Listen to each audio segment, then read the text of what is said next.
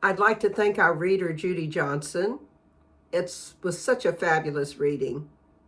And the Chariot Duo, Gary Lynn Floyd, Karen Drucker, and our CSL music team for all the beautiful music today. Today I want to explore the second of the kingdoms of consciousness, the kingdom of accountability and choice. The kingdom in which we are in control and things are done by me. And again, I'm hoping you will walk away with some tools so you can learn to move from this kingdom to the next one, which is the spiritual realm of life.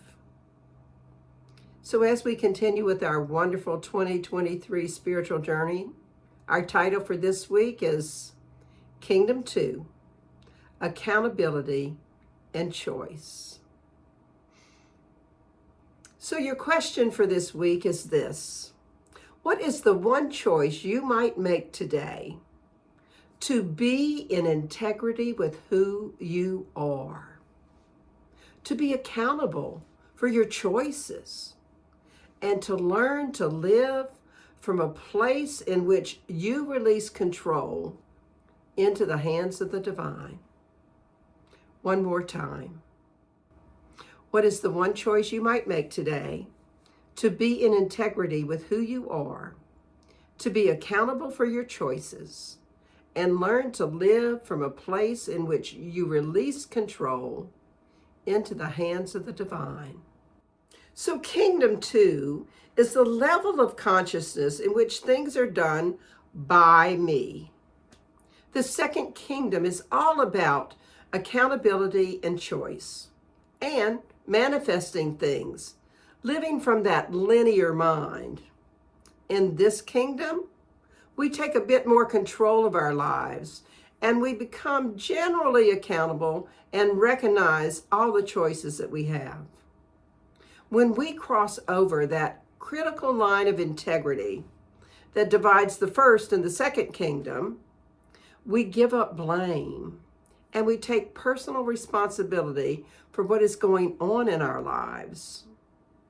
We let go of the belief we're victims of circumstances, and we know that we're choosing to become accountable for our actions, our choices, our behaviors, our thoughts, our intentions.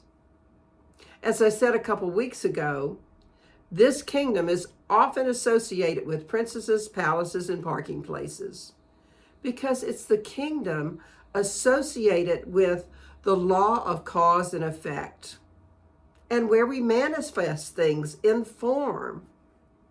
It's a kingdom of making choices, of being in more control of our destiny than we could ever be in victimhood of Kingdom 1. There's a great little storybook about TT the turtle. TT was born and he crawled out of the soft mud and felt great. But he noticed this thing on his back, his shell, and he wondered about it. But as he was looking around, he saw a beautiful place, lovely trees and bushes, and his shell was soft for now, so he started his journey to the river. He was in Kingdom 2, making choices. Very soon his shell hardened and it became a burden, and he began to walk feeling burdened by this shell and very much aggravated and upset why he couldn't get out of it. TT instinctively knew he wanted to get to the river, but that shell, oh, what a burden it was. Kingdom 1. As he was walking, he came across some beautiful butterflies in the bushes, flying about, and he watched them, seeing their beauty. And for a few minutes, he forgot about his shell. And he was just in nature, loving life. Back to Kingdom 2. Then the butterflies flew all the way up into the sky, and he called to them to help him get out of his shell so he could join them. No such luck. So he continued on his journey, again, wanting to lose that shell. and he was aggravated and back in Kingdom 1.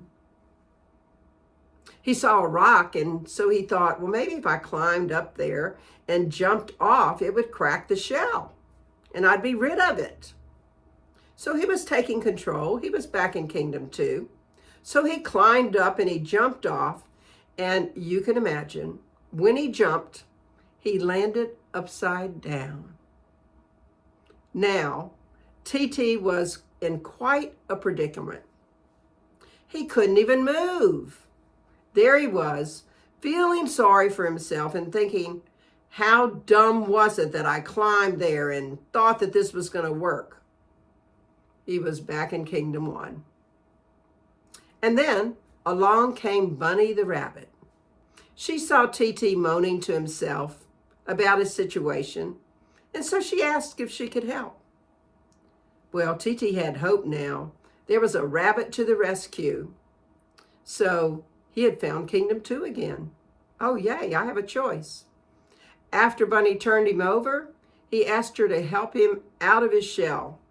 Well, Bunny just laughed at him and told him his shell was part of who he was. TT was very discontent, and he didn't like that answer one bit. He didn't want to carry that burden all his life. There he was, back in Kingdom 1. Poor TT.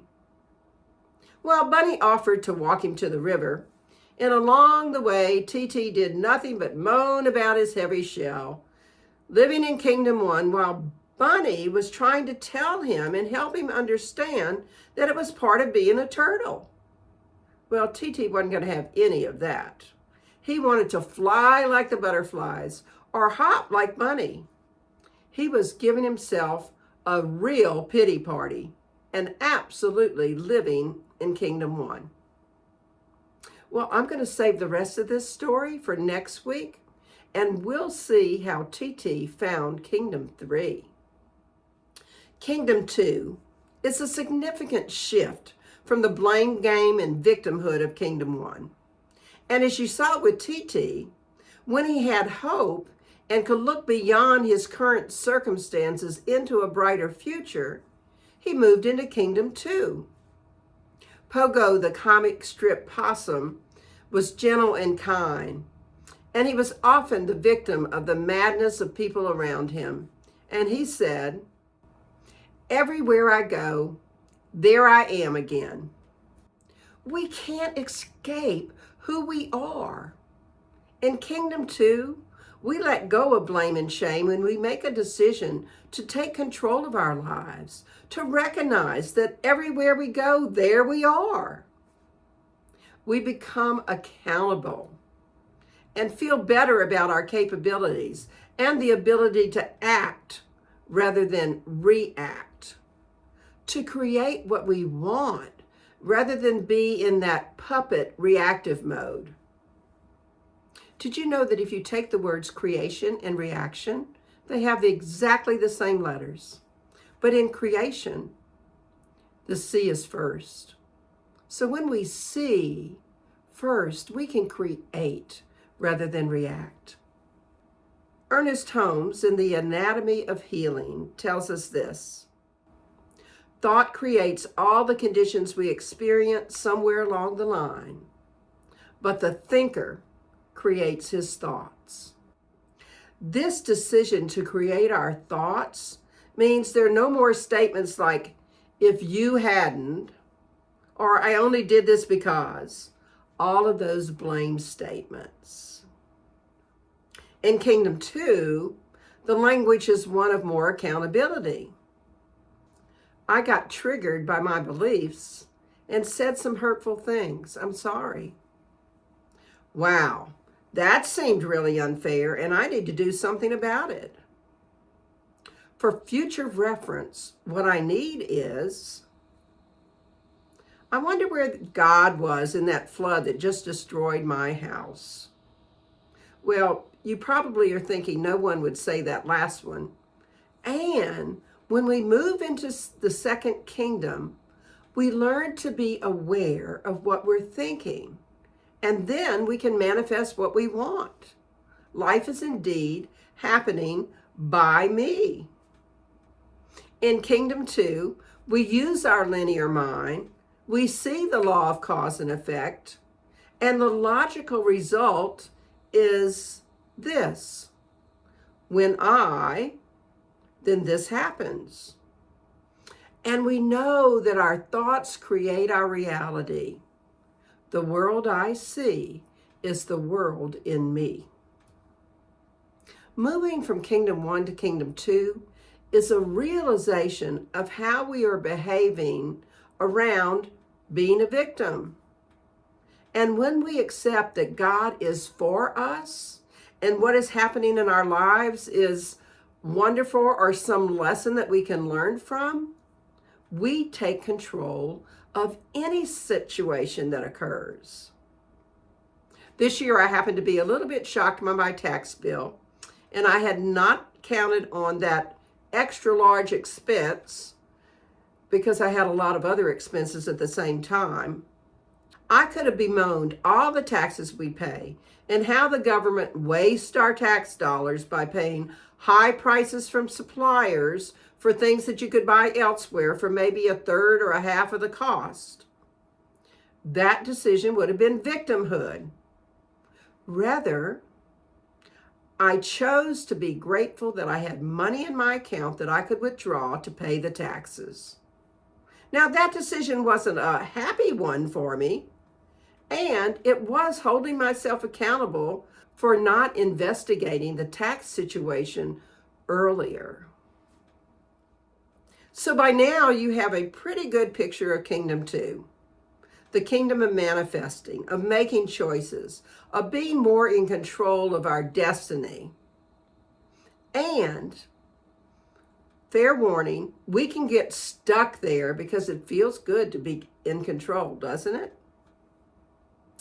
In the September of the year I was moving into 9th grade, I was impacted by my father's death. He was my best buddy. I would get up with him in the morning and he would clean the pool and I would chit chat and he would talk with me. I was very, very connected to him. I loved Mama, but I was Daddy's little girl and I knew it.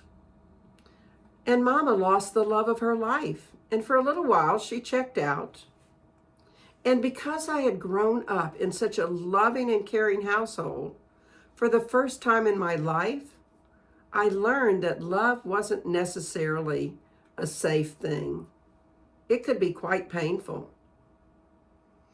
Now, not wanting to live in victimhood, although I wasn't aware of that, I stepped in becoming the peacemaker in my family. I was quiet. Yes, I know that's hard to believe. I learned to be very self-sufficient and somewhat guarded. I was living in Kingdom 2 of consciousness by me. Don't depend on anyone else because they might go away. And yes, through the years, I had people who tried to tell me I was hard to help. Did I hear that? Not really. The year I broke my ankle and walked on it for 8 months, so I had to have a significant surgery, I finally had to recognize that I could lean on my friends. I was going stir crazy because I couldn't drive. It was my right foot. And I needed to get out of the house. And eventually, my self-sufficiency broke down. I needed to get to work, to church, and I finally realized how not in control of my life I was. We sometimes have to let go of control to move out of Kingdom 2 into Kingdom 3, where we trust the divine. Granted, most of us live a large portion of our lives in Kingdom 2. We're humans, and manifesting seems to be somewhat of a necessity.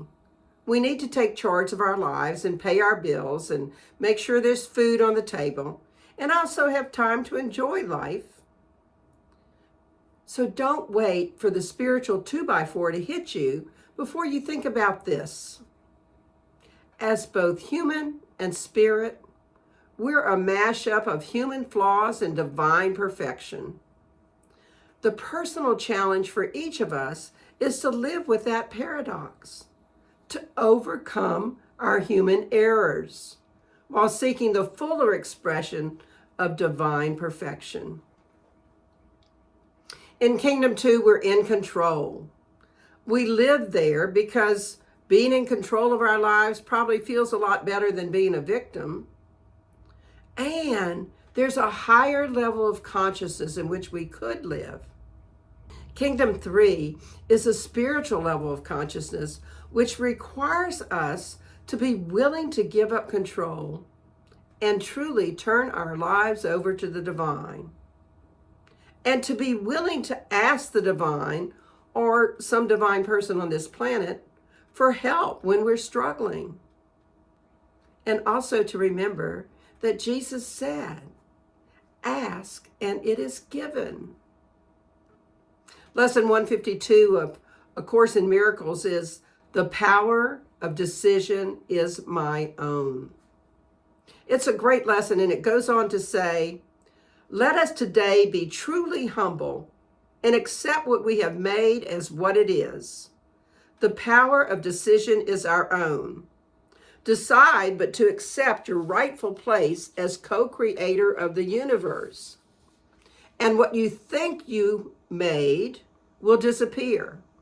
What rises to awareness then will be all that there ever was. Eternality as it is now. As I said earlier, the world I see is the world in me. What if we decided to let go of that world and attempt to see life from a new perspective? What if we decided to let go of controlling what is occurring around us and relax into flowing with whatever and wherever God is leading us to that nonlinear kingdom, kingdoms 3 and 4, the spiritual levels of consciousness? Something to think about this week. Until then, I leave you with these words of Ernest Holmes from Your Invisible Power. We are doing the divine business of God in all our activities. We have all the resources we need. We have no competitors. And the business is always a function of good. We must claim this partnership as our own, accept the counsel of our silent partner, God, and realize that all we create through this partnership always results in more good.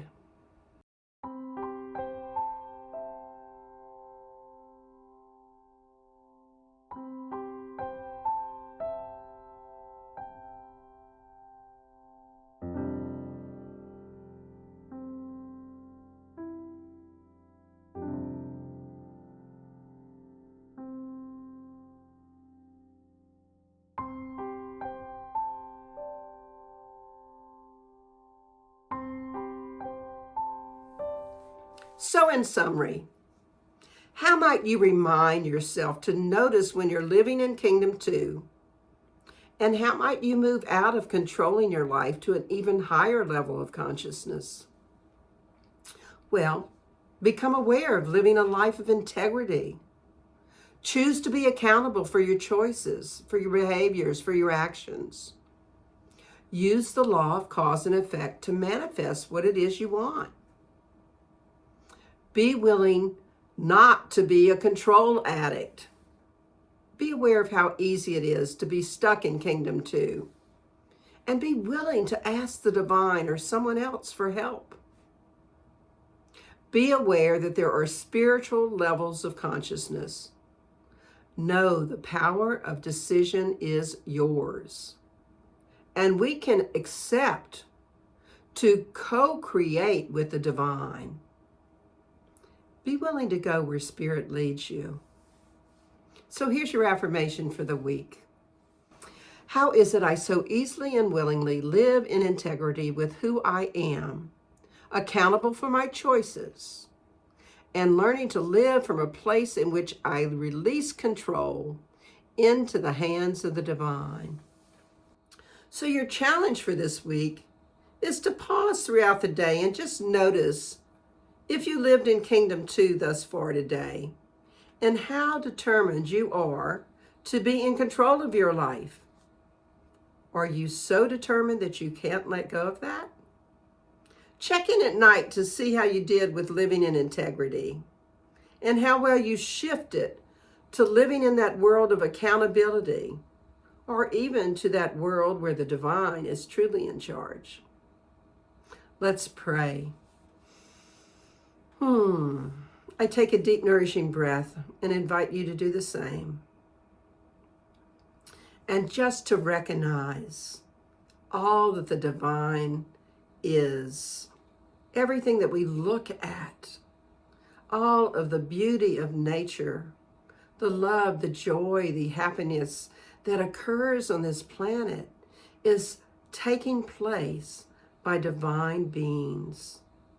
Beings in which the kingdom of heaven lives. So I am knowing for today that we are each recognizing when we're in victimhood and moving out of it to Kingdom 2, and maybe even letting control and moving up to that next kingdom that we'll talk about next week. So I am so grateful that you have decided to spend some time with us today to learn more about this second kingdom of consciousness, which is accountability, choice, and control. To learn to live from that place of integrity. And it is with great gratitude that I release these words into the law, into the mind, into the actions that always say yes. So knowing that it's already done, I say amen. And together we can affirm it. And so it is. So our new computer did arrive. I'm in the process of transferring things over, and I'm very excited. Thank you so much to all of you that donated, and I'm hoping that the rest of you will continue to support us weekly with your donations and to support this center and the message that we have to bring to this world. I am so grateful for all your support. Enjoy our offertory song.